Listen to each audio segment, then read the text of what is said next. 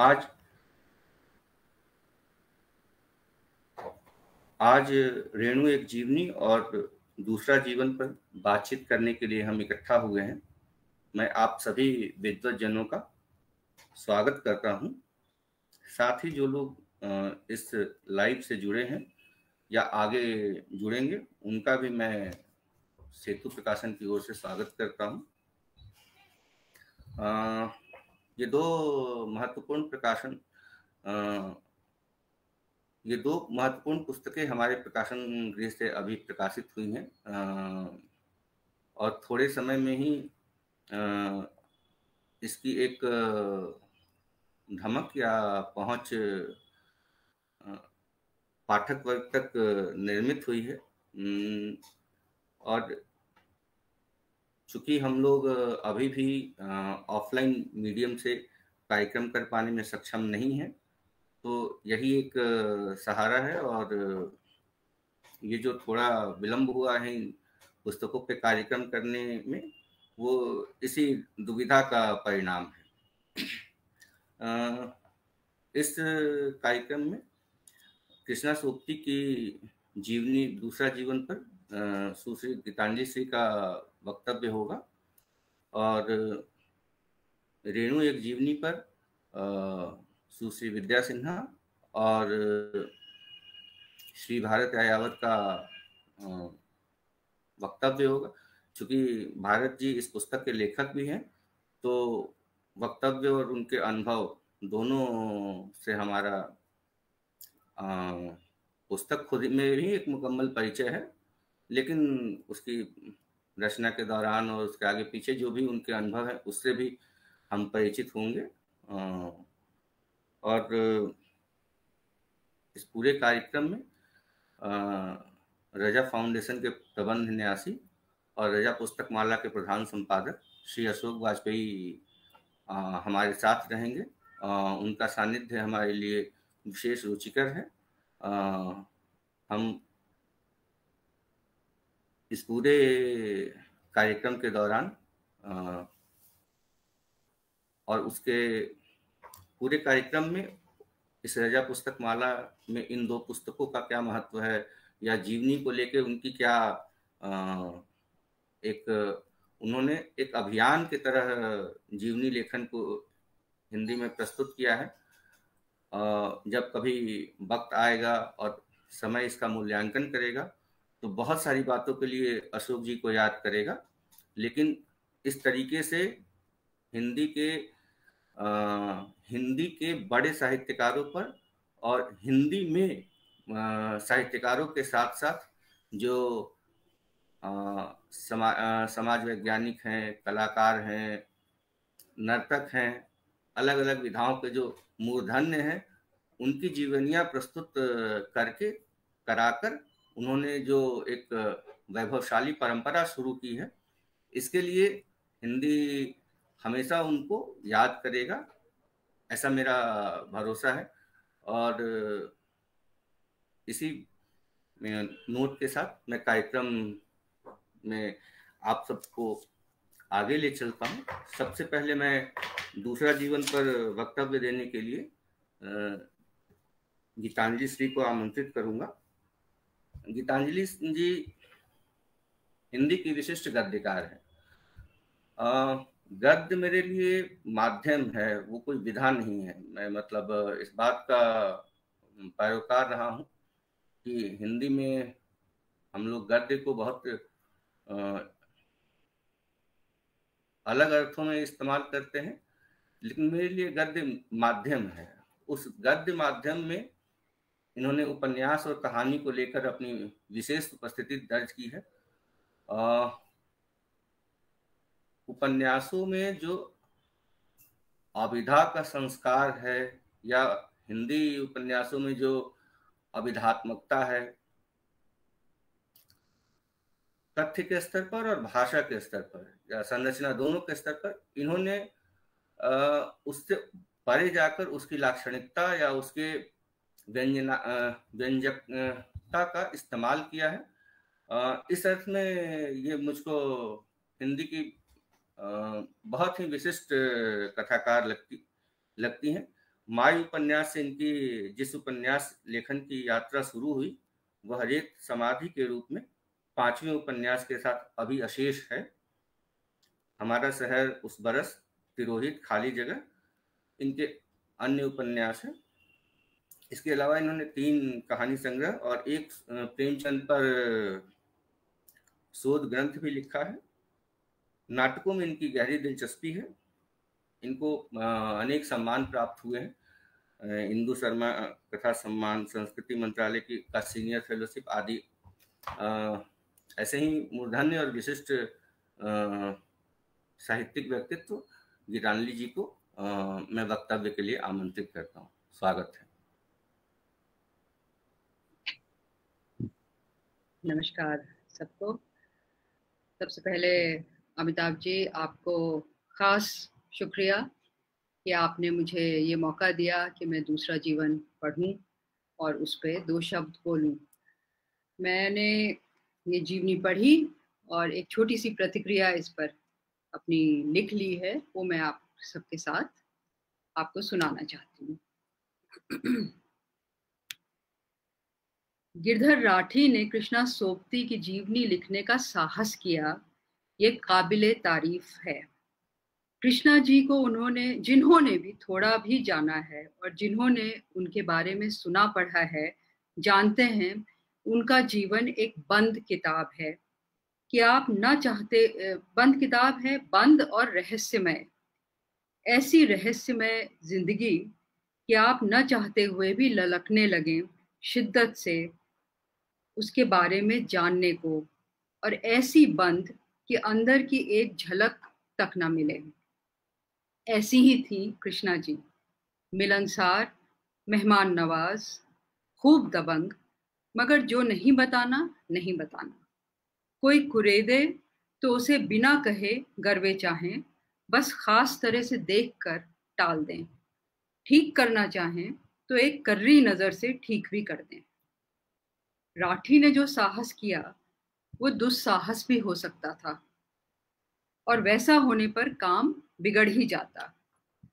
दुस्साहस ये हो सकता था कि कितना ही कृष्णा जी ने अपने को अभेद्य बना रखा हो, तमाम तरीकों से फिर भी उनकी जिंदगी में सेंध लगाया जा सकता था, और कुल एक के बाद एक कुछ भेद इस सेंधमारी में खुलते जाते। पर राठी का ये अंदाज नहीं है। उन्हें ना तो घटिया जासूसी करनी है और ना ही मनोवैज्ञानिक विश्लेषण का दिखावा। वे जानते हैं कि क्या किया जाना चाहिए और वैसा करने का, केवल वही करने का औचित्य है उनके पास, और कि कृष्णा जी को भी उनका ये रास्ता रुचेगा। मुझे भी वो रास्ता रुचा। राठी ने ये जीवनी बड़े धीरज से लिखी है। कभी तो उनींदे से चलते हुए अचानक किसी बात पर ठिठक जाते हैं, और उनके उस ठिठक के देखने में हम पाठक भी ठिठक कर देख लेते हैं। एक के बाद एक निरी झलकियां जो मिलकर एक पूरी छवि, एक पूरे व्यक्तित्व को साकार करती चलती हैं। मुझे यकीन है कृष्णा जी इन झलकियों, इस उभरती छवि को स्वयं भी आनंद से बनते देखती। दिलचस्प ये भी है कि उनके आगे पीछे इस तरह घूमने का अधिकार और औचित्य कृष्णा जी ने ही राठी को दिया। उनके आपसी आत्मीय संबंध और भरोसे के बिना पर तो दिया ही, अज्ञेय पर कही अपनी इस बात से भी दिया कि किसी भी लेखक की नई जिंदगी उसके पूरे हो जाने के बाद दोबारा शुरू होती है। इसे अपना मूल मंत्र बनाकर राठी ने यह जीवनी लिखी है और इसे नाम भी दिया है दूसरा जीवन। यानी प्रेम से, गरिमा से, कृष्णा जी के भरोसे में राठी अपनी कृष्णा यात्रा पर चल पड़े, और हम भी उनके संग अब चल पा रहे हैं। क्या खूब कृष्णा जी को आधे अधूरों से कुछ कुछ पूरा उभरते देख देख के अभिभूत हो रहे हैं। कृष्णा जी ने अज्ञेय को लेकर ये भी लिखा था, कैसे अनुवाद करेंगे हम उस व्यक्ति का जिसका नाम अज्ञेय है।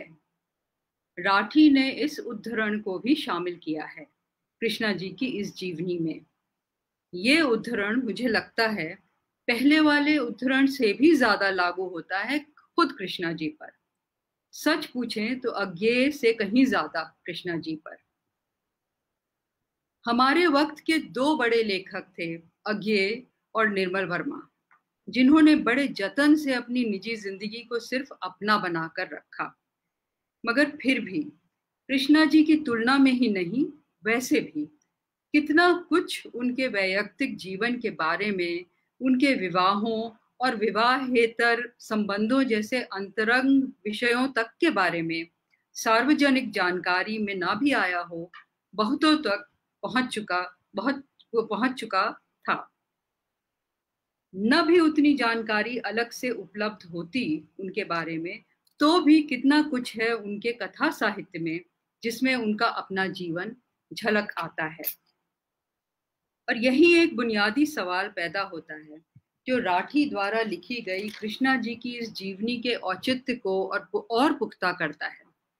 सवाल ये है, जो भी जानकारी हमें अज्ञेय और निर्मल वर्मा के निजी जीवन के बारे में मिलती है, उनके साहित्य के माध्यम से या दूसरे स्रोतों से, क्या उस जानकारी से इनके साहित्यिक अवदान का लेखा जोखा करने में किसी भी तरह की सहायता मिलती है? सच्चाई तो ये है कि सिवाय मानव स्वभाव की उस घटिया प्रवृत्ति के जिसके प्रभाव में अच्छे अच्छे लोगों को भी मजा मिलता है, दूसरों, खास तौर से प्रसिद्ध हस्तियों की प्राइवेट लाइफ और खास तौर से उनकी कमजोरियों की खोज खबर लेकर उसका फूहड़ चिट्ठा बनाने में, अपनी प्रूरियंट प्रवृत्तियों को चटकारे देने में, सिवाय इसके कोई ठोस कारण नहीं है कि साहित्यकारों, कलाकारों के जीवनीकार उस हद के आगे जाएं जिस हद में रहकर राठी ने कृष्णा सोबती के दूसरे जीवन और उसकी दिलचस्प बारीकियों से रूबरू किया है हमें।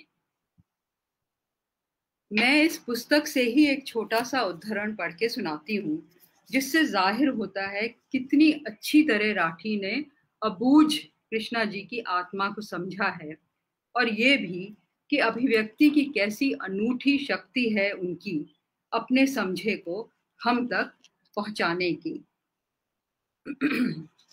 वो लिखते हैं, जीवन सुंदर है और उस सुंदरता का उपयोग ही नहीं, उसमें कुछ इजाफा भी करना है। ये मंत्र कृष्णा जी को आजीवन कंठस्थ रहा। लेखक कृष्णा सोबती जीवन के दारुणतम दृश्यों को खुली आंख देख और दिखा सकती थी। उनकी कहानियां खास तौर से और उपन्यासों के अंश भी इसके साक्षी हैं।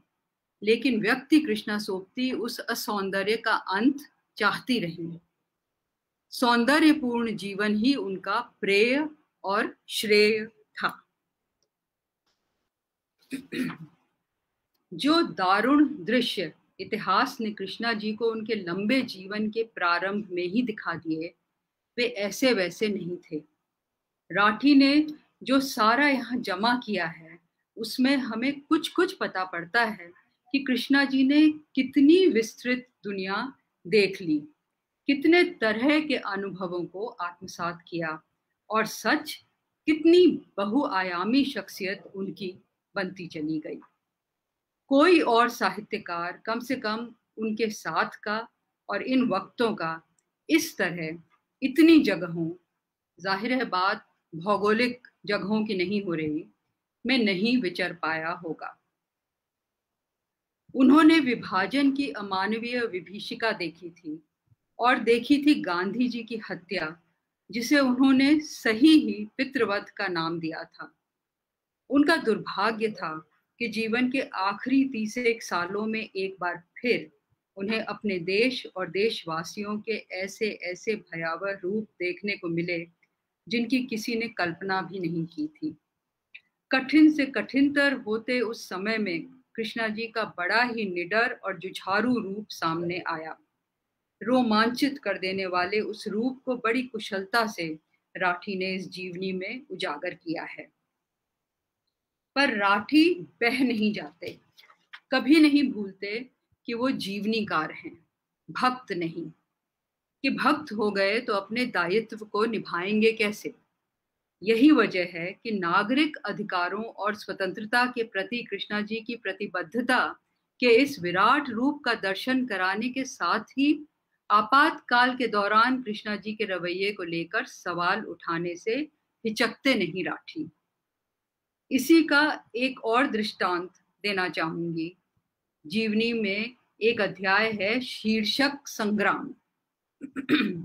इसको तो यहाँ होना ही था, कहने की जरूरत नहीं कि इस अध्याय में जिंदगी नामा वाले उस मुकदमे का विस्तृत विवरण है जो कृष्णा जी ने अमृता प्रीतम के खिलाफ दायर किया था।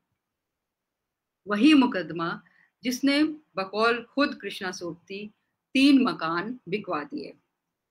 इस अध्याय का अंत राठी ये कहते हुए करते हैं, मैं फिर से पुस्तक से ही पढ़ रही हूँ। ज्ञानपीठ पुरस्कार से सम्मानित इन 2 लेखिकाओं का ये शीर्ष संग्राम दोनों के लिए यश और अपयश का स्रोत बना हुआ है। अगर अमृता जी ने कृष्णा जी का सुझाव मान लिया होता, या अगर कृष्णा जी ने इसे प्रतिष्ठा का प्रश्न ना बनाया होता, तो इन दोनों की जीवनियों में कोई दूसरे रंग हम लोग खोज रहे होते। कैसी मार्मिक है ये टिप्पणी। 4 छोटे छोटे वाक्यों में कितना कुछ कह देती है। एक साहित्यकार की लिखी दूसरे साहित्यकार की जीवनी में ही ऐसे कमाल होते हैं, तब और ज्यादा जब दोनों ही साहित्यकार यानी कृष्णा जी और राठी भी जुझारू नागरिक और संपन्न बौद्धिक भी हों। जैसा कि ऊपर दिए गए उद्धरण से जाहिर होता है, शब्द बाहुल्य में राठी का विश्वास नहीं है। कम के बेजोड़ साधक हैं वे। एक और उदाहरण प्रस्तुत है। नारीवाद से कृष्णा जी के परहेज को लेकर किए गए अनेक नारीवादी नारी आलोचकों के विद्वत्तापूर्ण सैद्धांतिक विश्लेषणों का पूरा हवाला देने के बाद राठी मसले की सारी पेचीदगी केवल एक वाक्य में रख देते हैं हमारे सामने, विचार करने के लिए, समाधान के लिए नहीं। वो कहते हैं, कृष्णा सोबती नारीवादी विमर्श को उसके शायद सबसे जटिल मोड़ पर खींच लाती हैं। स्वतंत्र व्यक्तित्व के अभाव में मातृत्व और परिवार संपोषण उसी तरह पेचीदा सवाल उठाते हैं जिस तरह परंपरागत नारी भूमिका से चरम विद्रोह। मुझे भी कृष्णा जी का स्नेहपूर्ण सानिध्य मिला। मेरे लिए तो वे गुरु के स्थान पर हैं। जितना उनको निकट से देखने, जानने, समझने का मौका मिला, उसके आधार पर बगैर किसी हिचक के कह सकती हूँ कि ये जीवनी पढ़ते समय बार बार महसूस होता रहा कि हाँ, ऐसी ही तो थी कृष्णा जी, अपार स्नेही, बिल्कुल अपनी, और फिर भी अति गूढ़, हमसे बहुत दूर, पता नहीं कहाँ। सच तो ये भी कि इस जीवनी को पढ़कर उसमें दिए संकेतों की बिना पर ही ये एहसास भी बार बार गहराता रहा है कि किस कदर पुख्ता बहुरंगी शख्सियत हमारी लेखक कृष्णा सोबती का है। चाहे तथाकथित और ताना क्षेत्रों की लें, जैसे कपड़ों के प्रकार, या बौद्धिक क्षेत्रों की, जैसे कानून और राजनीतिक दंड फंद की, चाहे इंसानी दिलों के भावना संसार के मर्म को लें, जो उनके तरह तरह के किरदार दर्शाते हैं। और बस यहाँ मैं जबरदस्ती अपने को रोक दूं, क्योंकि ये सूची बहुत लंबी है। अंत में मैं राठी, सेतु प्रकाशन, रजा पुस्तकमाला सबको बधाई कहती हूँ कि ये किताब निकाली, ये सुंदर पुस्तक निकाली। आप सबको साधुवाद, धन्यवाद।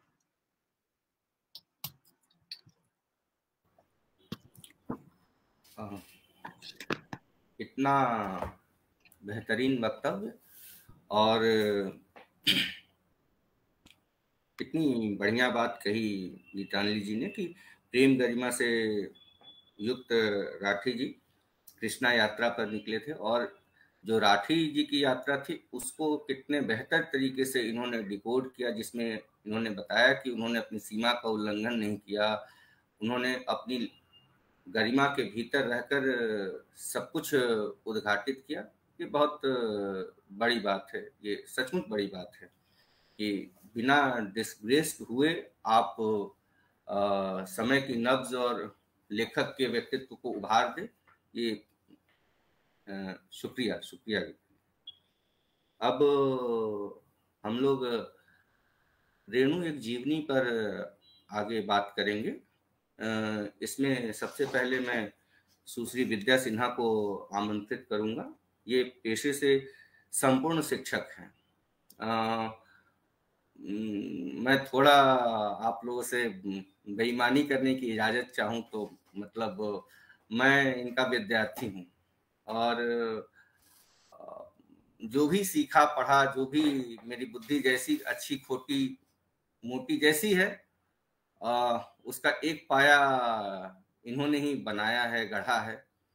तो इनके सम्मान में ज़्यादा कहने को ज़्यादा मैं कुछ भी नहीं कहूँगा। अभी बस हाल में ये क्योड़ीमल कॉलेज से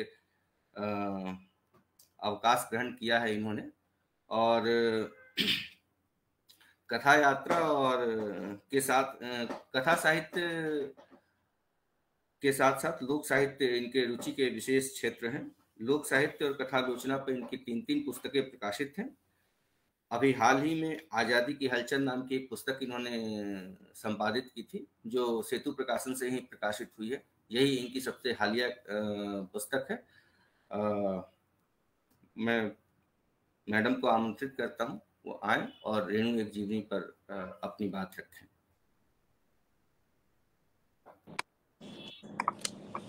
नमस्कार।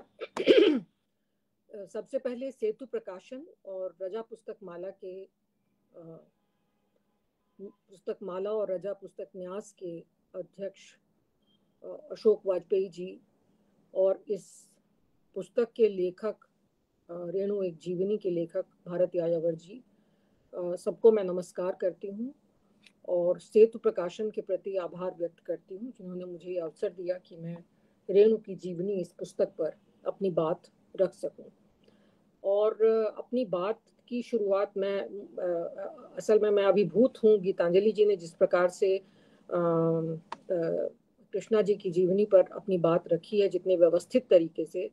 मैं स्वभाव से उतनी व्यवस्थित नहीं हूँ, तो इसलिए कुछ कुछ बिखरा हुआ कुछ अनुभवों से और जो पुस्तक की जो यात्रा है उसी के जरिए मैं उसी के माध्यम से मैं अपनी बात रखना चाहूँगी।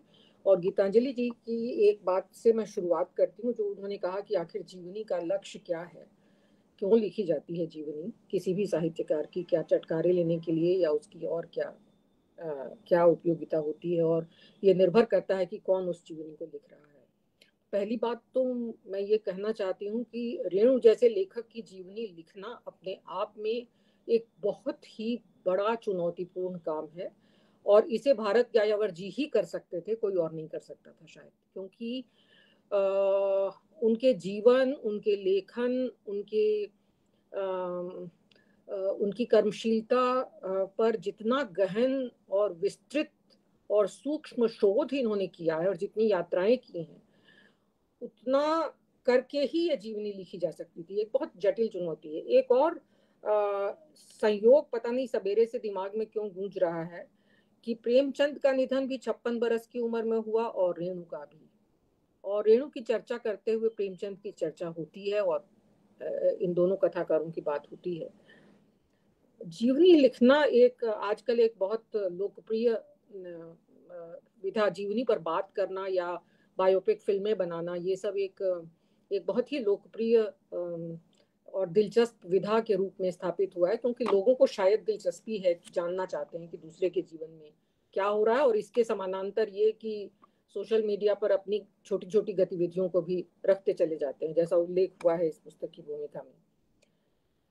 मैं ये कहना चाह रही हूँ कि रेणु के लेखन पर इतना व्यापक लेखन था, शायद कोई विधा ऐसी नहीं है जिस पर उन्होंने लिखा नहीं, और जो कुछ उन्होंने लिखा वो एक जिस जमीन से वो जुड़े हुए थे उसकी रेशे रेशे में बुना हुआ, वो एक टेक्सचर की तरह से है। मतलब उनके जीवन को, उनके लेखन को, उनकी कर्मनिष्ठा को किसी को भी किसी से अलग कर सकना, उनके समाज को, उनके मित्रों को, इनको कहीं से भी हम अलग नहीं कर सकते। सब एक दूसरे से बड़ी गहनता के साथ अनुस्यूत हैं।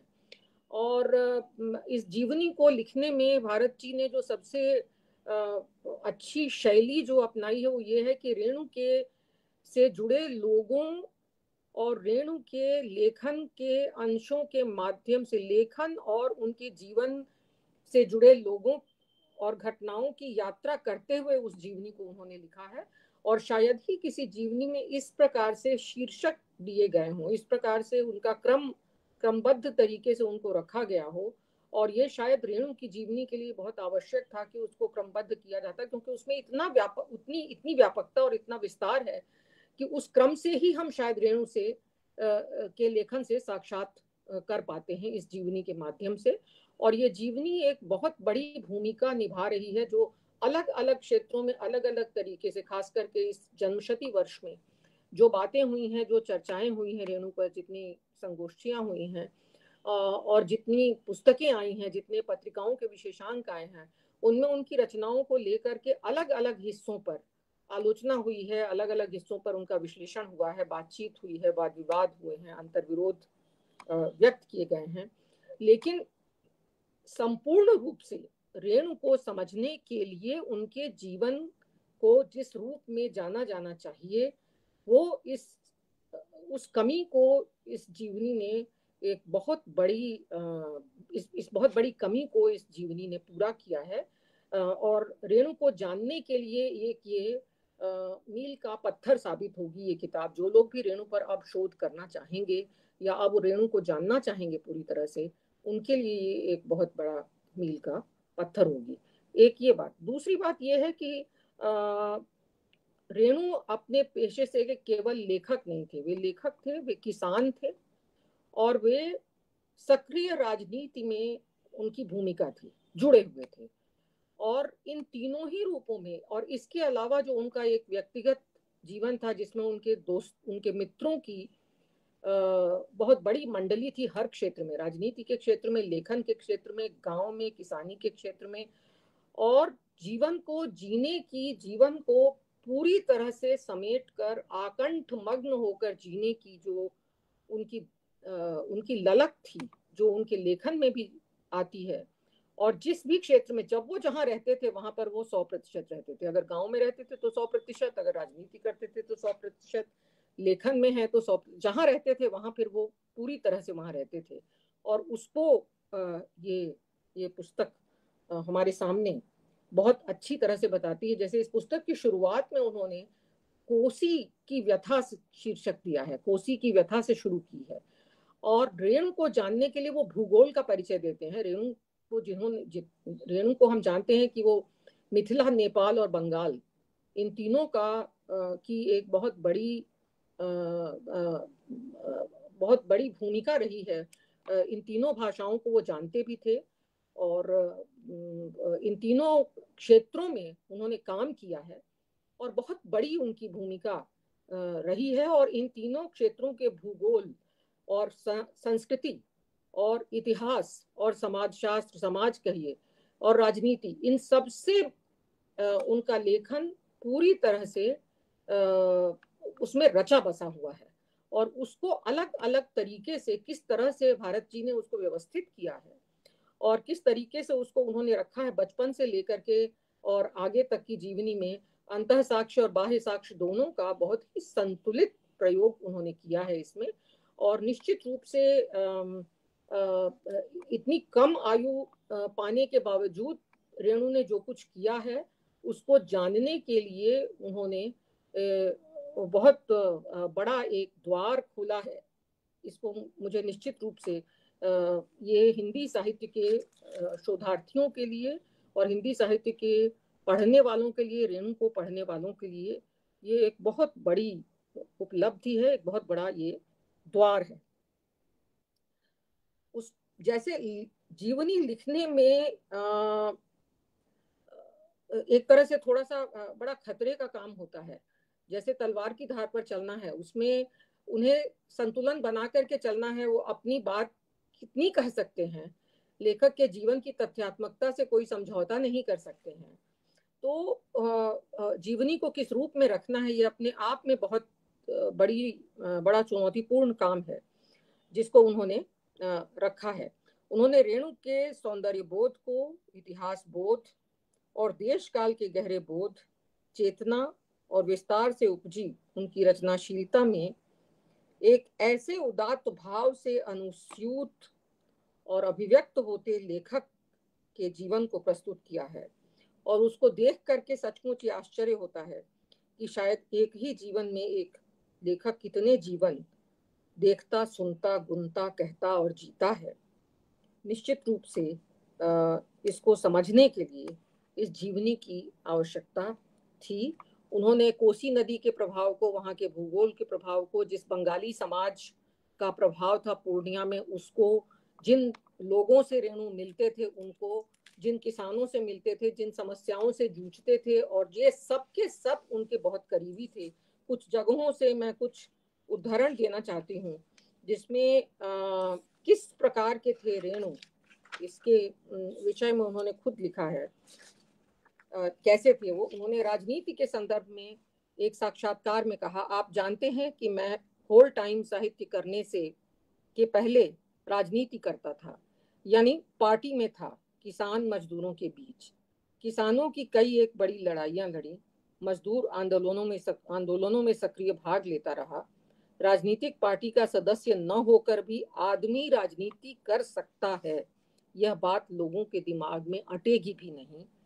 मेरी रचनाएं, खासकर मैला आंचल, पढ़ती परिकथा तथा दीर्घ तपा जुलूस, कितने चौराहे, सभी राजनीतिक समस्याओं और विचारों के ही प्रतिफल हैं। ये मैं रेणु रचनावली में से ही, जो जिसका संपादन भारत जी ने किया है, उससे ही उद्धृत कर रही हूँ। ये बात उन्होंने कही। दूसरी बात, उनके कैसे थे रेणु, उनके व्यक्तिगत जीवन के बारे में। मैं हर दूसरे तीसरे महीने शहर से भागकर अपने गांव चला जाता हूँ, जहां मैं घुटने से ऊपर धोती या तहमद उठाकर, फटी गंजी पहने, गांव की गलियों में, खेतों, मैदानों में घूमता रहता हूँ। मुखौटा उतार कर ताजा हवा अपने रोगग्रस्त फेफड़ों में भरता हूँ। सूरज की आंच में अंग प्रत्यंग को सेंकता हूँ। झमाझम बरखा में दौड़ दौड़ कर नहाता हूँ। कमर भर कीचड़ में घुसकर पुरैन, कमल और कोका यानी कोकनट के फूल लोढ़ता हूँ। धान खेतों से लौटती हुई धानियों सुंदरियों से ठिठोली करता हूँ, गीत गाता हूँ। फिर शहर आते समय भद्रता का मुखोस ओढ़ लेता हूँ। एक अन्य जगह पर उन्होंने कहा है इसी संदर्भ में, इन स्मृति चित्रों को प्रस्तुत करते समय अपने 1 दर्जन करीब लंगोटिया यारों की याद आ रही है।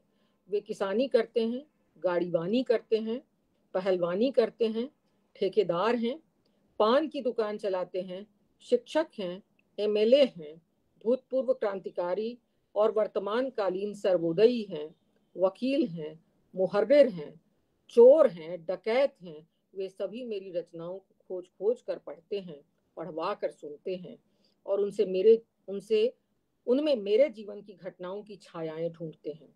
कभी कभी मुझे छेड़ कर कहते हैं, उस कहानी में वह जो लिखा है वो वही वाली बात है ना। तो इस प्रकार के थे रेणु।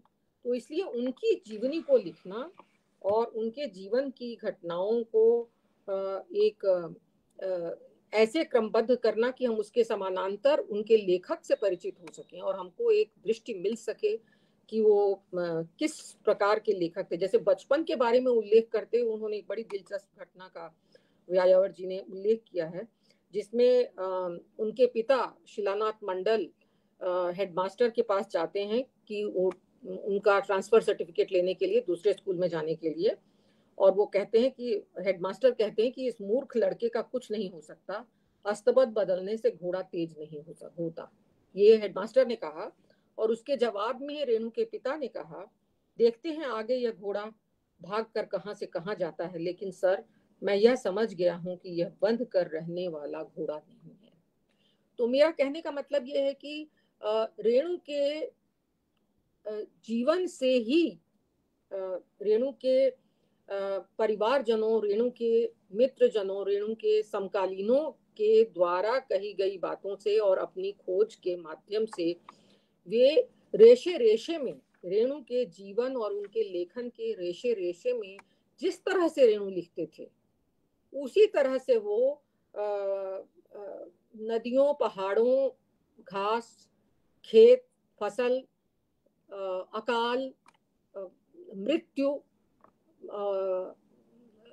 गरीबी, जितनी भी जीवन की समस्याएं हैं, संबंधों के संघर्ष, और जब आधुनिकता आती है गांवों में, तो गांवों में किस प्रकार के बदलाव आते हैं, परिवर्तन, और इन सारी चीजों को रेणु किस प्रकार से अपने लेखन में व्यक्त करते थे, और उसको समझने के लिए हमको किस क्रम से गुजरना होगा ताकि हम उसको हमारे सामने एक परिदृश्य, एक कैनवस बन सके कि ये थे रेणु, जिनमें व्यंग्य भी है, जिनमें रोमांस भी है, जिनमें जीवन के प्रति इतना प्रेम है, और कलाओं के प्रति। रजा फाउंडेशन की ओर से ये किताब प्रकाशित हुई है, और रेणु के बारे में ये निश्चित रूप से कहा जा सकता है कि वे सिर्फ लेखक नहीं थे, उनके लेखन में संगीत, चित्रकला, सब कुछ, जो भी मनुष्य के जितने बोध हैं, रंग हैं, स्वर हैं, संगीत हैं, चित्र हैं, और शब्द जैसे बजते हैं, और शब्दों की जो शब्द शिल्पी उनको कहा गया है, कथा शिल्पी उनको कहा गया है, निश्चित रूप से भाषा के मिजाज को, भाषा के टेम्परामेंट को, भाषा के तेवर को पकड़ने के लिए और अपनी बात को कहने की, कौन से शब्द का कहाँ प्रयोग किया जाए, गाली भी कैसे कितनी सार्थक होती है।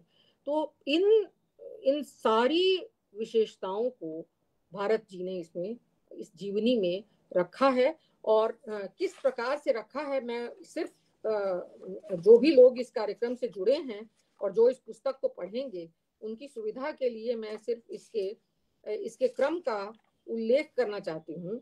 इसमें आमुख तो अशोक जी का है, और उसके बाद रेणु की भूमि की भूमिका शीर्षक देकर उन्होंने नाम दिया है रेणु की कथा में कोसी की व्यथा, रेणु की सानो आमा नेपाल, रेणु एक जीवनी, रेणु के पूर्वज, रेणु की जन्म कथा, लेकिन मुनि जी को होना था रेणुआ, दुहाई बट बाबा, गांव का परिवेश, धरती का लेखक, जाते ही पूछो रेणु की, बस दिल बस में नहीं था, रेणु की ये पहली कहानी, मलेरिया का प्रकोप, अररिया का वह स्कूल, नाटक का वह अभिनय, बचपन का वह दोस्त, जीवन का वह अभिनय, सतीनाथ भादुड़ी से भेंट, छोटे बाबू यानी सतीनाथ भादुड़ी, रेणु की वह प्रथम कविता, रेणु की पिटाई, पहला जेल गमन, पहला पुरस्कार, रूप का वह आकर्षण, रेणु का मेला प्रेम, देवदास का जीवन, अनूपलाल मंडल की आशीष, कलकत्ता गमन, कोइराला से भेंट, फिर और राही हिंगना,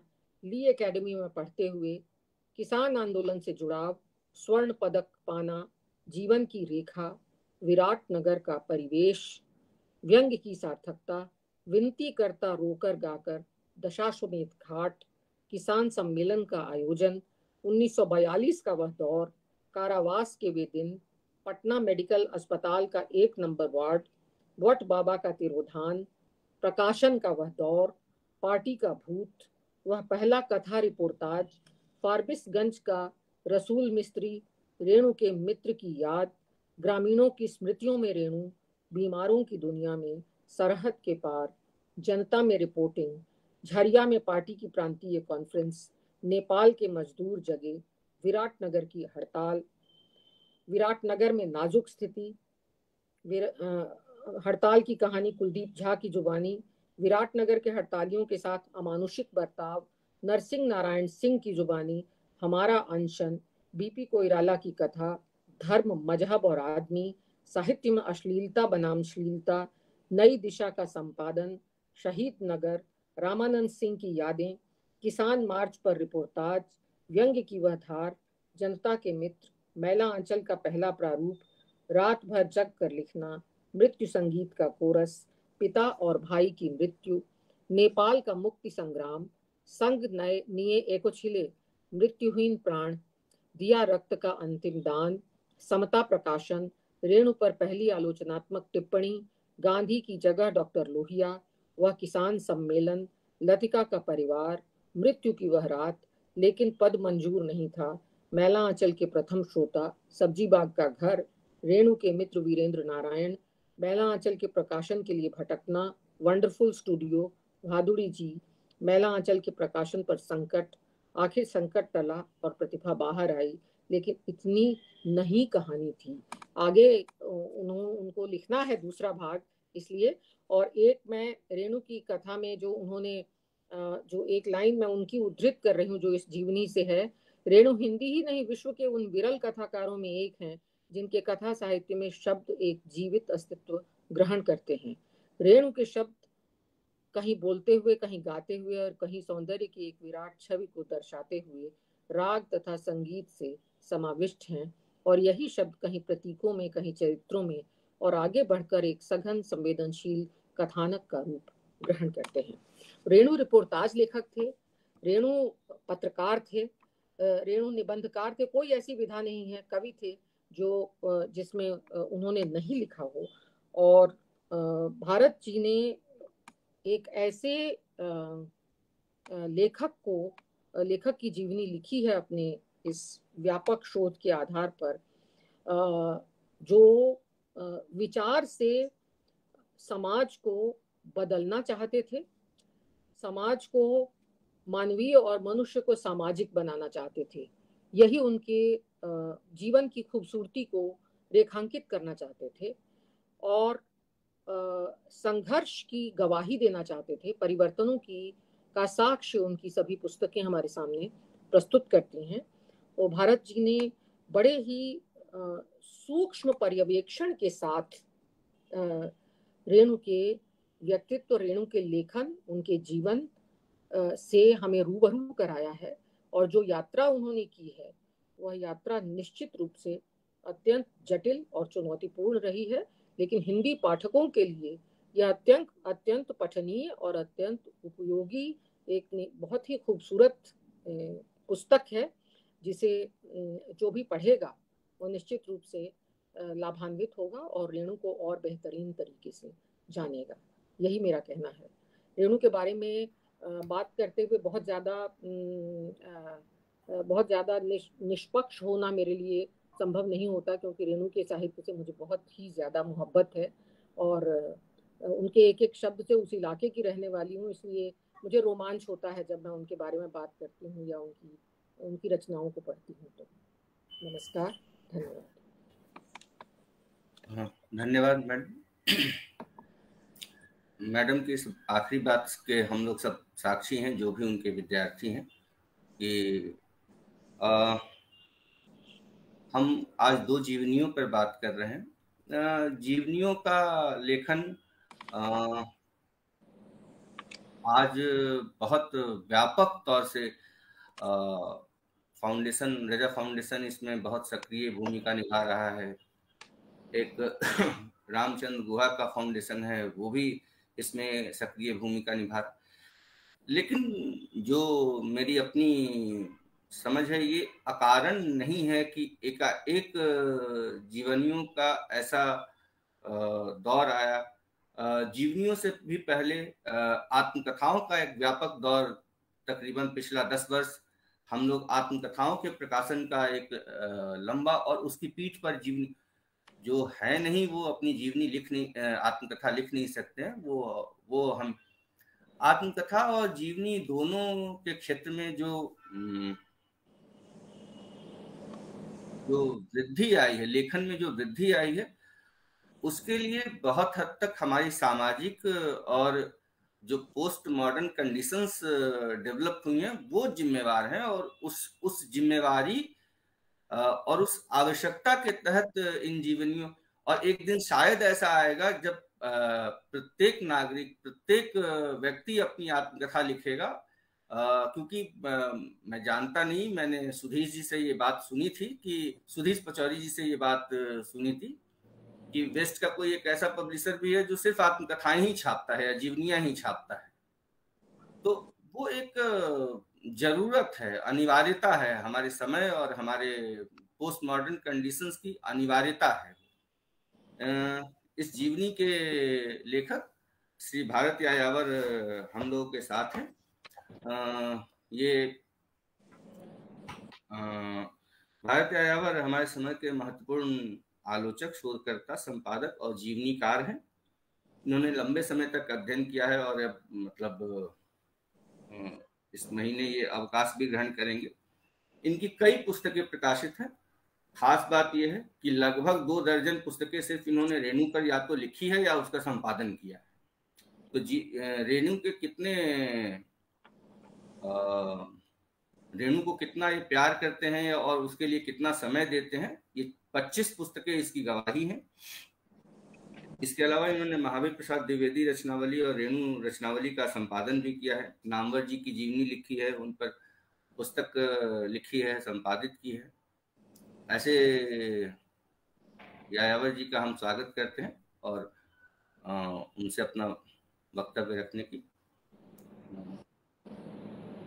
गुजारिश करते हैं।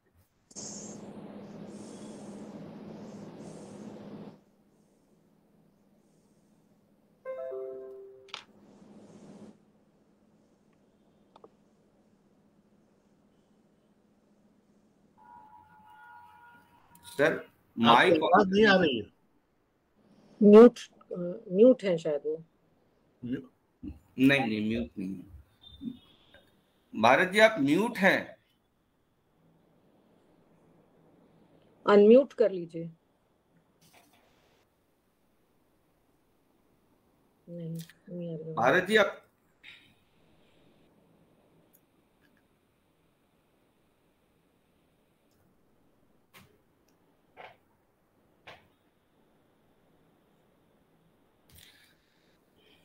माइक को अनम्यूट कीजिए, आवाज नहीं आ रही है। माइक पर दबाइए उसको एक बार। हाँ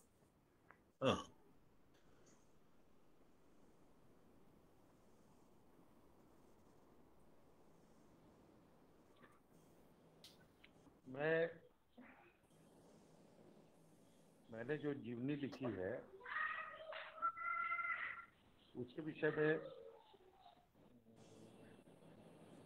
नहीं कहा थे, कुछ विषयांतर में बात करना चाहता हूँ।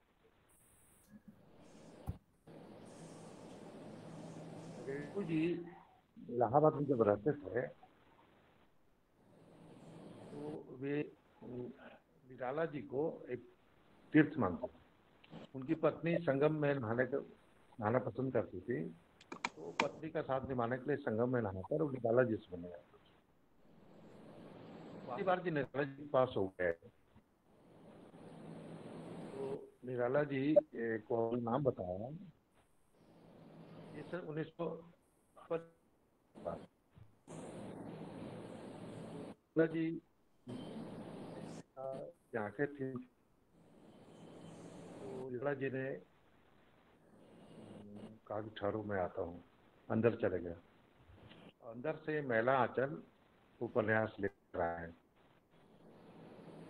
और रेणु जी के सामने तुम्हारी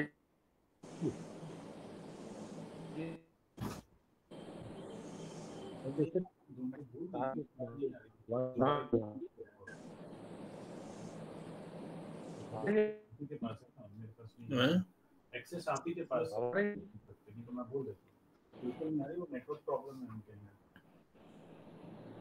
सुनिए, आवाज नहीं आ रही तो बोलिए।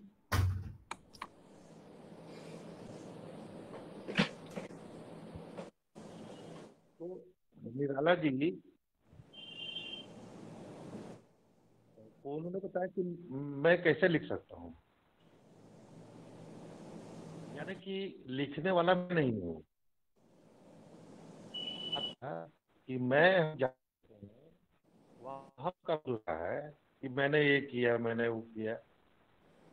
तो निराला जी ने पूछा कि इस किताब पर तो तुम्हारा ही नाम लिखा हुआ जो तुमने नाम बताया।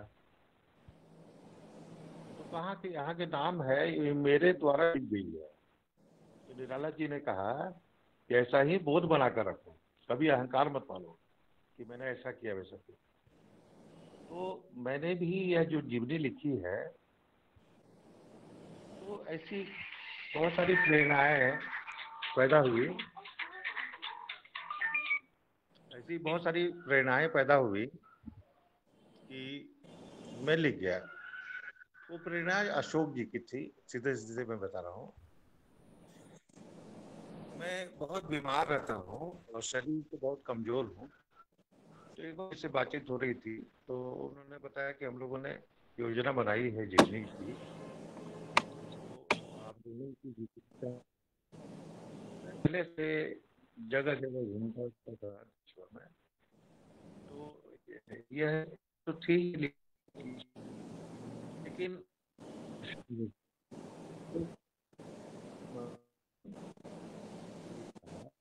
गाँव में मैंने काफी समय मैं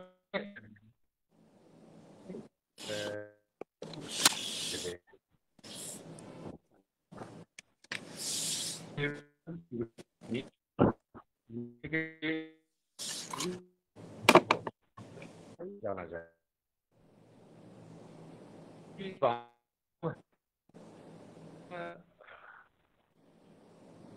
ये हुआ।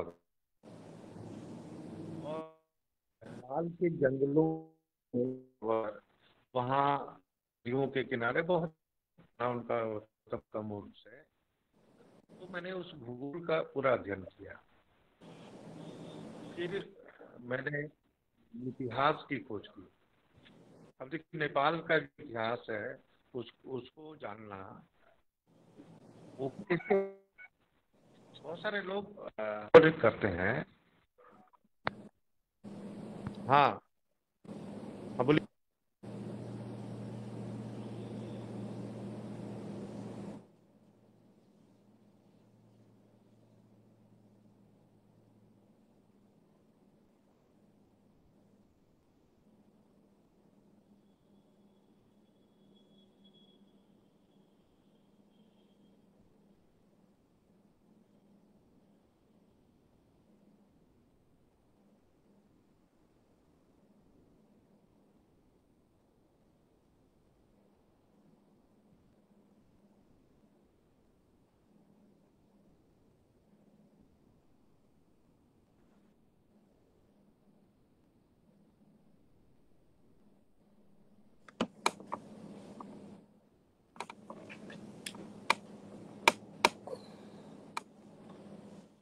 भारत जी, आपका वीडियो चला गया है।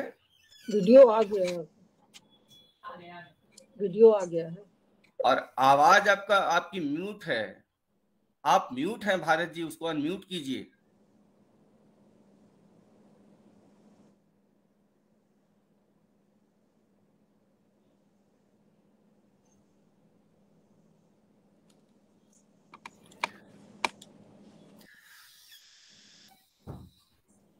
बोल तो रहे हैं वो, लेकिन सुनाई नहीं। अनम्यूट कीजिए, अनम्यूट। आवाज नहीं आ रही है भारत जी।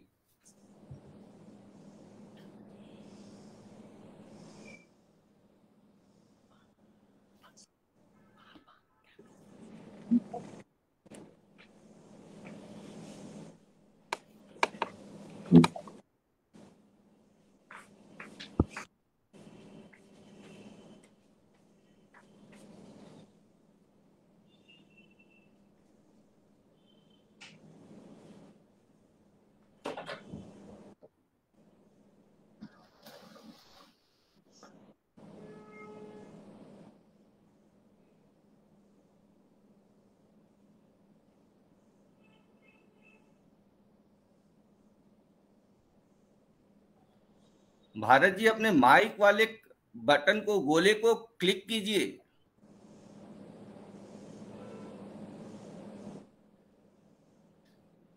भारत जी, अपने माइक वाले बटन को, गोले को क्लिक कीजिए।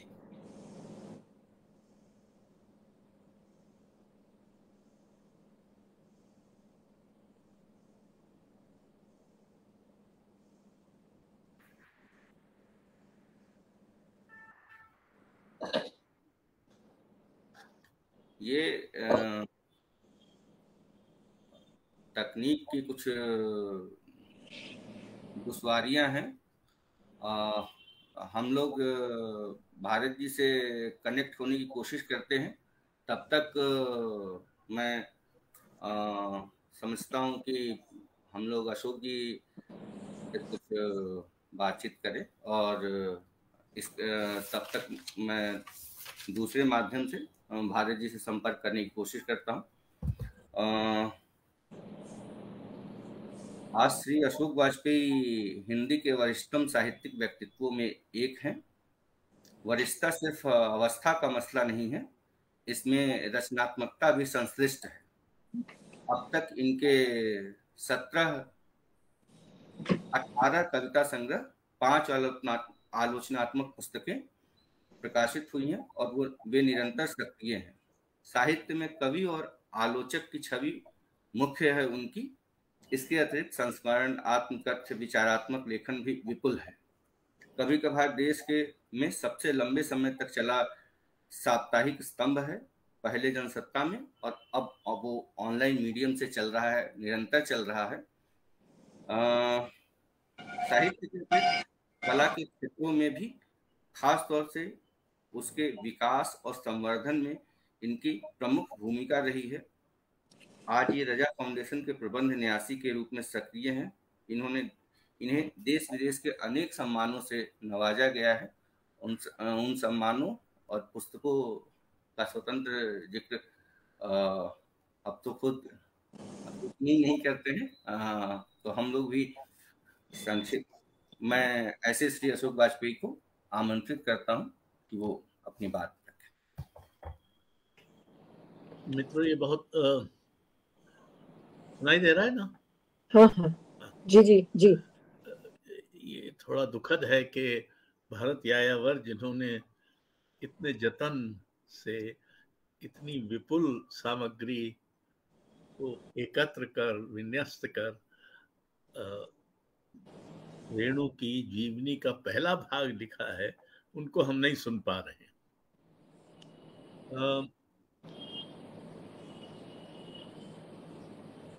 जीवनियां लिखने का ख्याल मेरे दिमाग में तब आया जब मैंने विदेश में बहुत सारी जीवनियां, मेरे पास जीवनियों का बड़ा संग्रह है, अंग्रेजी में लिखी गई या अंग्रेजी में अनुदित, और ऐसा कोई बड़ा लेखक नहीं है, चाहे वो आधुनिक काल का, इस पर कोई ना कोई एक बड़ी जीवनी न हो, बल्कि जीवनियां कई हैं। मसलन फ्रेंच साहित्यकार अल्बेर काम्यू पर अमरीकी लेखिका की जीवनी मैंने पढ़ी। उस जीवनी, वो कभी अल्बेर काम्यू से नहीं मिली, तो उसके जीवन काल में थी ही नहीं लेखिका के रूप में। उसने सिर्फ उनकी पुस्तकें पढ़ी और उनसे इतनी उत्प्रेरित हुई कि वो फिर पेरिस गई, और फिर उसने तय किया कि वो इस साहित्यकार की जीवनी लिखेगी। वो एक जीवनी है, काम्यू की 4-5 जीवनियां हैं। और हमारे यहाँ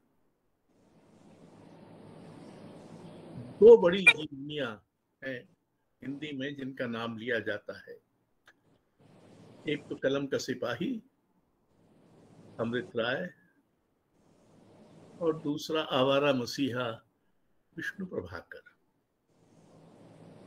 ताकि जीवनियां हमारी जिज्ञासा या रुचि का हिस्सा नहीं रही हैं,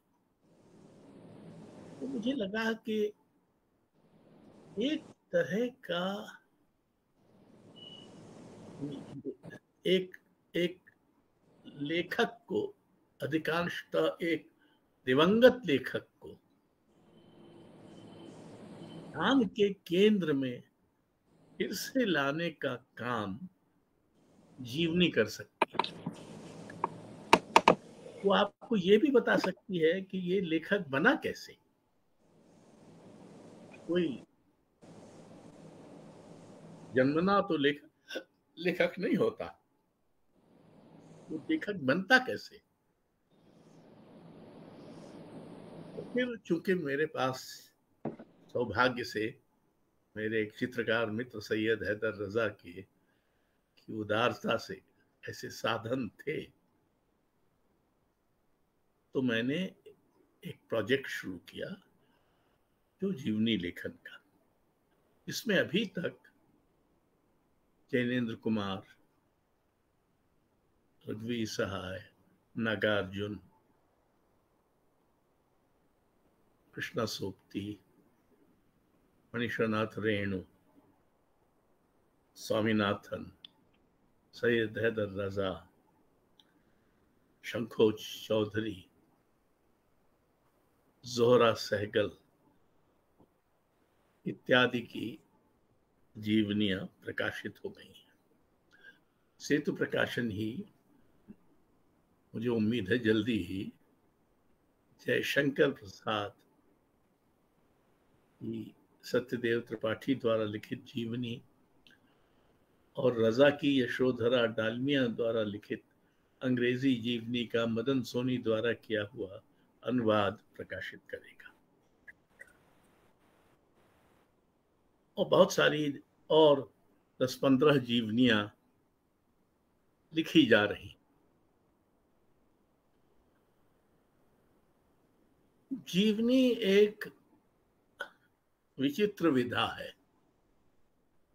इस अर्थ में विचित्र है कि वो एक लेखक के व्यक्तिगत जीवन की, उसके सामाजिक जीवन की, उसके समय की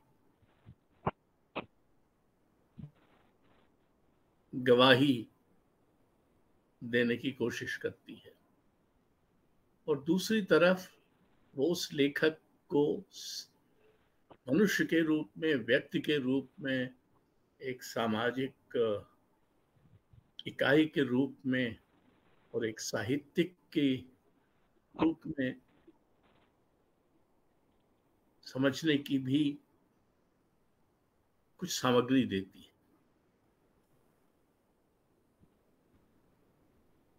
ये जो जीवनियां लिखी गई हैं, ये सब इन लेखकों की अपनी स्वतंत्रता का सम्मान करते हुए लिखी गई।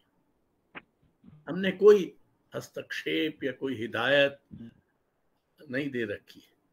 उसका एक नतीजा ये है कि भरत यायावर की जीवनी, जो 500 से अधिक पृष्ठों की है, मेरा ख्याल है 500, 550 पृष्ठों की है, ये रेणु की जीवनी का पहला भाग है।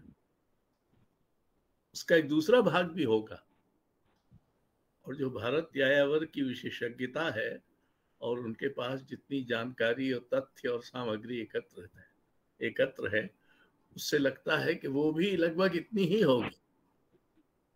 तो अंततः रेणु पर लिखी गई जीवनी संभवतः हिंदी की सबसे लंबी जीवनी होगी, पृष्ठ संख्या के हिसाब से। जीवनी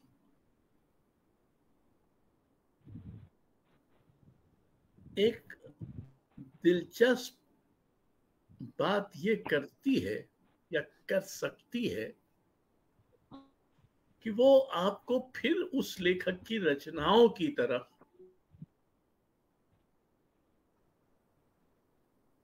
ले जाए। हो सकता है कि ये सारी जीवनियां न करती हूं, ऐसी भी जीवनियां लिखी गई हैं जो लेखक का भंडाफोड़ करती है। यानी ये कि मिट्टी के माधव हैं, कहने को कुछ है, करने को कुछ है, वगैरह वगैरह। और ऐसी जीवनियों का भी मैंने एक बर्टोल्ट ब्रेख्त की जीवनी पढ़ी थी, जिसका शीर्षक कुछ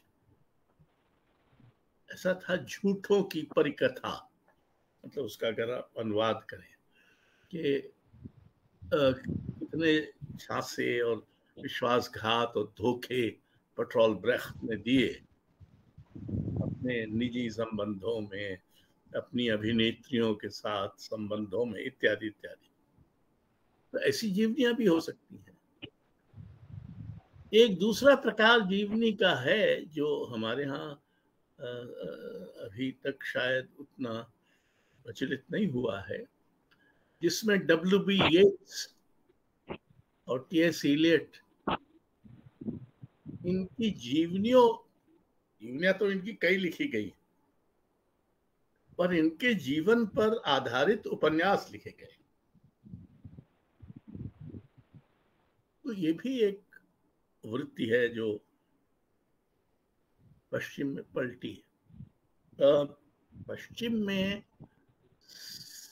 बहुत सारे साहित्य के अलावा जो लोग सक्रिय हैं सामाजिक रूप से, उसमें कोई फुटबॉल का खिलाड़ी हो सकता है, अभिनेता हो सकता है, चित्रकारों की बहुत जीवनियां हैं। मैंने मार्क शगाल की एक जीवनी पढ़ी, जीवनी तो क्या कहना चाहिए उसको, हाँ, लेकिन एक तरह का वो 8 वर्ष की जीवनी है। मार्क शगाल जो कि रूसी यहूदी थे, तो जब हिटलर का आक्रमण हो रहा था तो वो भागकर फ्रांस से अमेरिका चले गए थे। वहां उनका संबंध एक अमेरिकी स्त्री से हुआ जिससे उनकी एक संतान भी हुई। लेकिन ये 8 वर्ष ऐसे हैं जो गायब हैं उनकी विधिवत लिखी गई जीवनियों से, उसका कोई जिक्र भी नहीं होता, जबकि उसके पास चित्र, उस जीवनी में बहुत सारी फोटोग्राफ्स थे वगैरह वगैरह। तो हो सकता है कि कोई लेखक या कोई चित्रकार इतना महान जितना मार्क शगाल अपनी जीवनी से कुछ हिस्से छिपाना चाहे, उनको ओझल करना चाहे। तो लोगों के तरह तरह के रुझान और सरोकार हो सकते हैं अपने जीवन की कथा कहने या कथा बताने में। लेखक चतुर लोग होते हैं ना, मतलब आखिर बिना कौशल के तो आप लेखक नहीं हो सकते। और कई बार वो चतुराई वो ऐसे अपने निजी संबंधों इत्यादि, परिवार, इस सब के बारे में बरतते हैं। ये भी ध्यान में रखने की बात है। पश्चिमी जगत में तो मेरे एक मित्र हैं, उन्होंने मुझे एक इतनी मोटी जीवनी, मतलब वो लगभग 1000 पृष्ठों की जीवनी है, जो उन्होंने संयुक्त राष्ट्र संघ के पहले महासचिव डॉग हैमरशोल्ड के बारे में लिखी है। रॉबर्ट लॉवेल जो बड़े प्रसिद्ध अमेरिकी कवि थे, उनकी जो जीवनी है वो भी इतनी मोटी है काफी। तो इसलिए भारत यायावर जी ने जो रेणु की जीवनी 2 भागों में लिखने का तय किया, ये कोई असाधारण हिंदी में है, लेकिन वैसे असाधारण निर्णय नहीं है।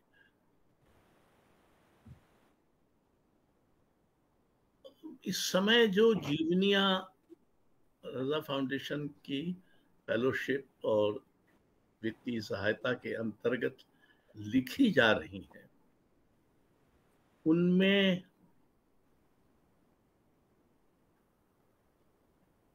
अज्ञेय, मुक्तिबोध, रामविलास शर्मा,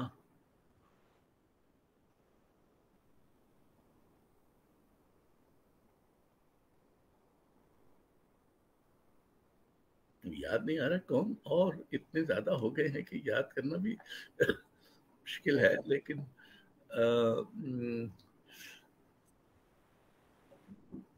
हमारी जो योजना है उसके अंतर्गत तो श्रीकांत वर्मा, विजय देवनारायण शाही, हाँ नहीं, विजय देवनारायण शाही, रामवृक्ष बेनीपुरी, इसमें कुछ ये भी कोशिश है कि ऐसे लोग जो अब तथाकथित मुख्य धारा में नहीं आते हैं उन पर भी ध्यान दिया जाए, क्योंकि दो हादसे भी हुए हैं। एक शमशेर जी पर मंगलेश डबराल को काम करना था, वो दुर्भाग्य से दिवंगत हो गए। दूसरा राजकमल चौधरी पर प्रेम भारद्वाज को करना था, तो वो भी दिवंगत हो गए। तो ये थोड़े थोड़े दिक्कतें हैं, लेकिन हमने जो कोशिश की है उसके हिसाब से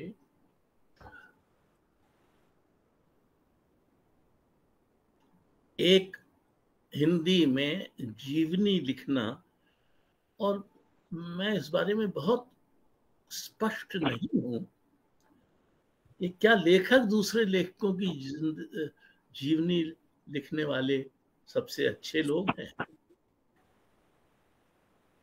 शायद नहीं।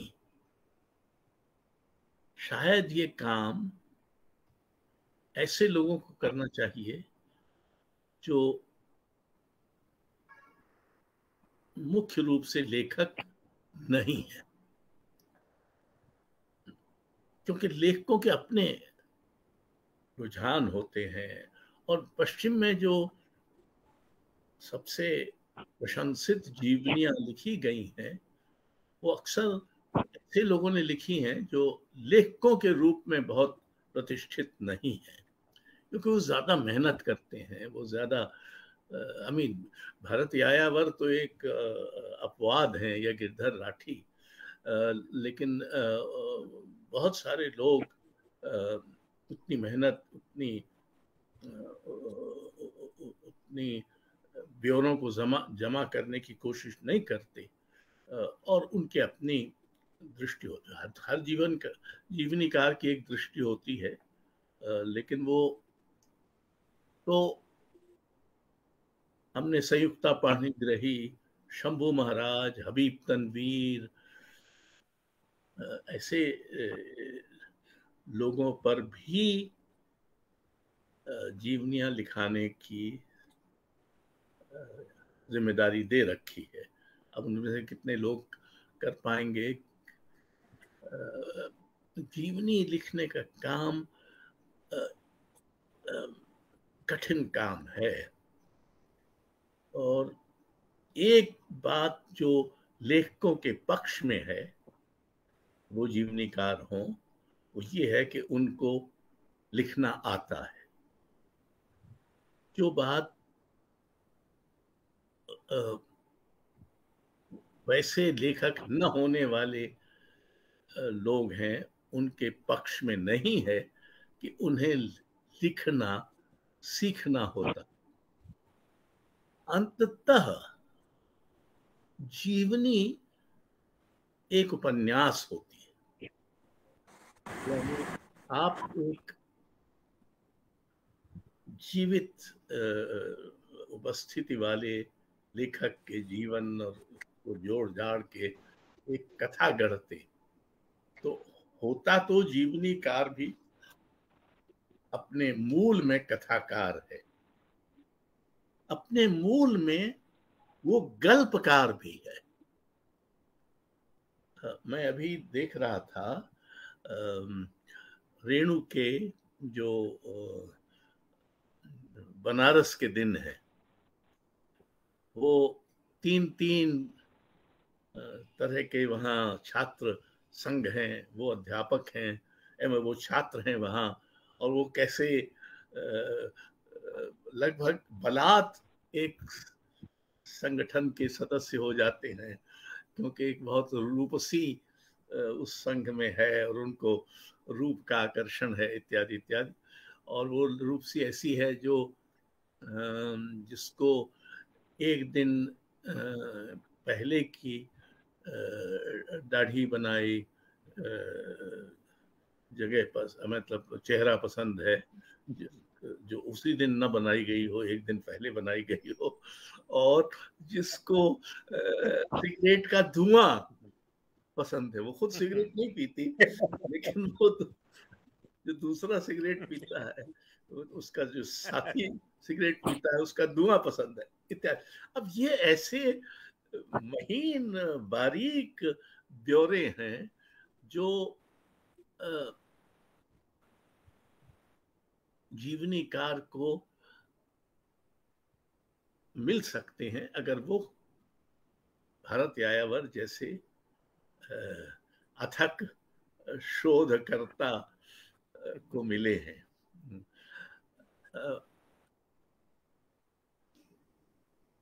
अंततः हर जीवनी, अच्छी जीवनी यही न सिद्ध करती है कि लेखक अपने सारी विडंबनाओं, अंतर्विरोधों, कमजोरियों, कमियों के बावजूद एक मनुष्य होता है, और ये मनुष्य होने का ही सत्यापन है कि वो लिखता है। और इस सत्यापन में ही जीवनी का औचित्य है।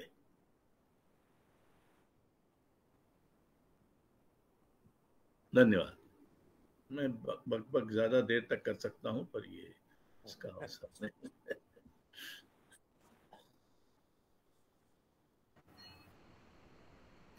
भारत यायावर क्या जुड़ रहे हैं? जी जी। हाँ,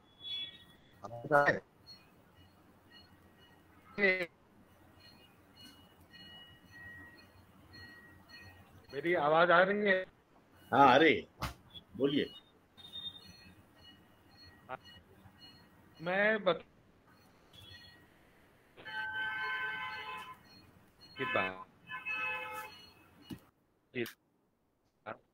हेलो। कुछ हाँ हाँ, ठीक है। बातों के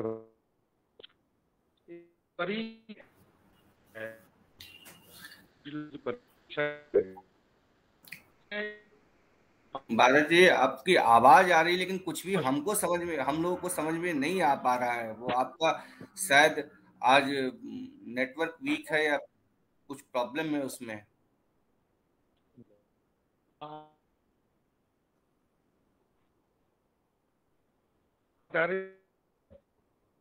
कुछ भी ऑडिबल नहीं है। अजब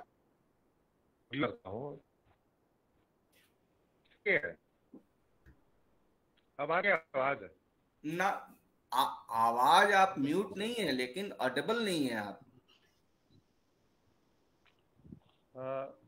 कुछ नेट की समस्या हो गई है लगता है। अब बोलिए, अब आप वीडियो ऑफ करके बोलिए, शायद आएगी। वीडियो मैंने ऑफ कर दिया है। हाँ, बोल रहा था मैं। अब बोलिए। हाँ, अब ठीक है।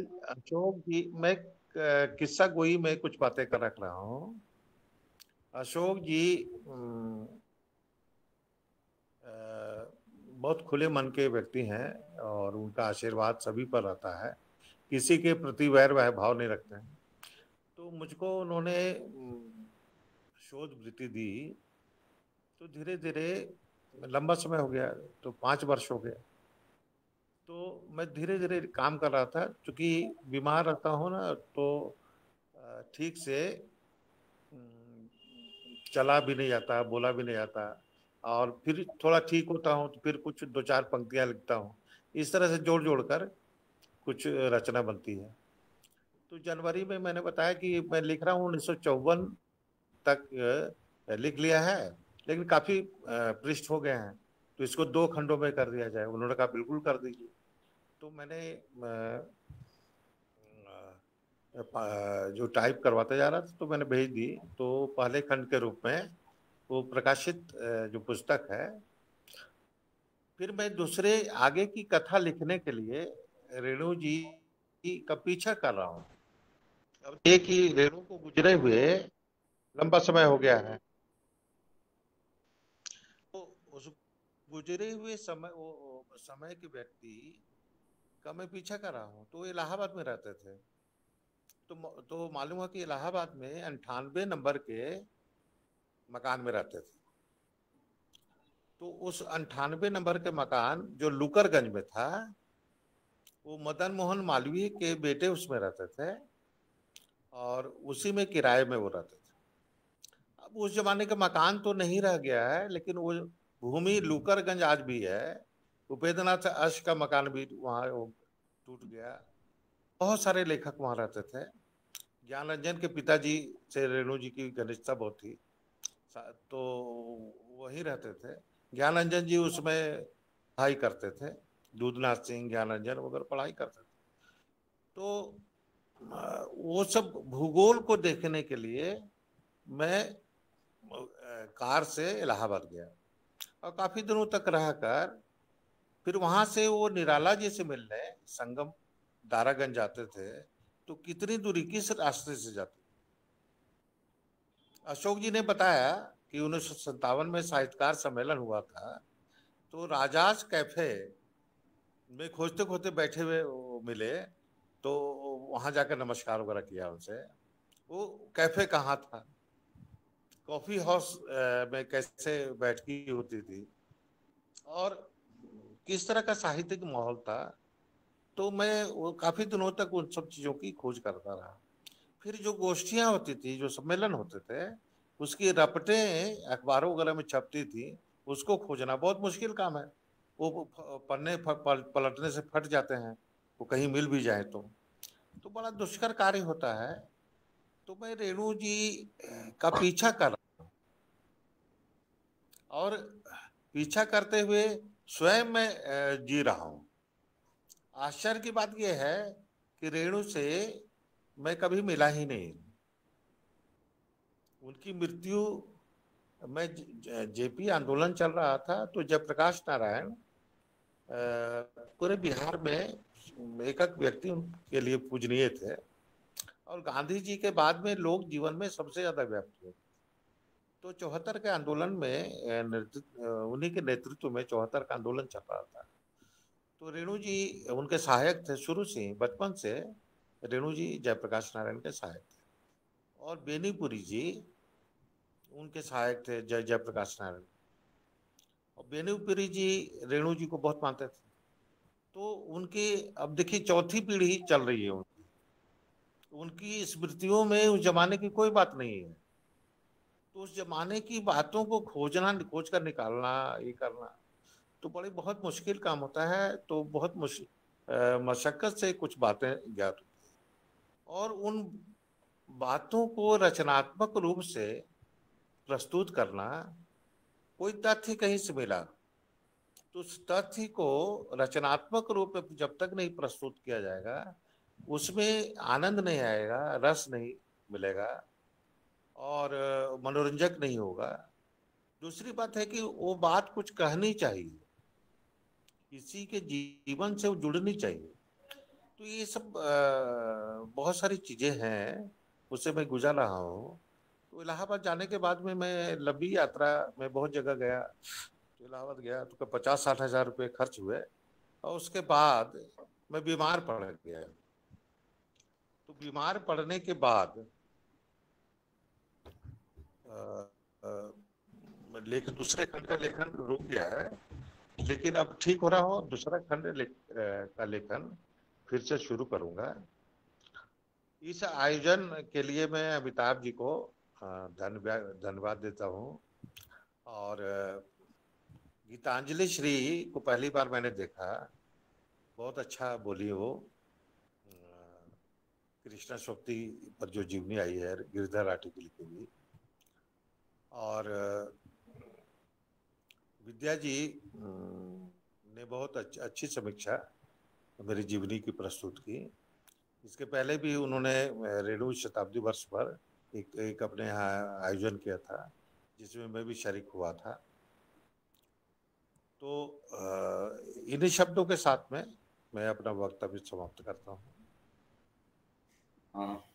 बहुत बहुत धन्यवाद यायावर जी। आज के कार्यक्रम में सम्मिलित सभी विद्वज्जनों का, श्री अशोक वाजपेयी, सुश्री गीतांजलि श्री, सुश्री विद्या सिन्हा और श्री भारत यायावर का मैं सेतु प्रकाशन की ओर से और रजा फाउंडेशन की ओर से भी, क्योंकि दोनों के संयुक्त बैनर तले ये किताब छपी है, मैं धन्यवाद ज्ञापित करता हूँ। और इस लाइव में और जितने सुधी श्रोता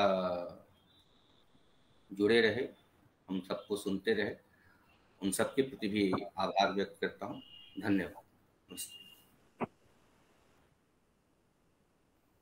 धन्यवाद अमिताभ जी। शुक्रिया। धन्यवाद। धन्यवाद भारत जी। धन्यवाद। धन्यवाद। खत्म करो लाइव खत्म।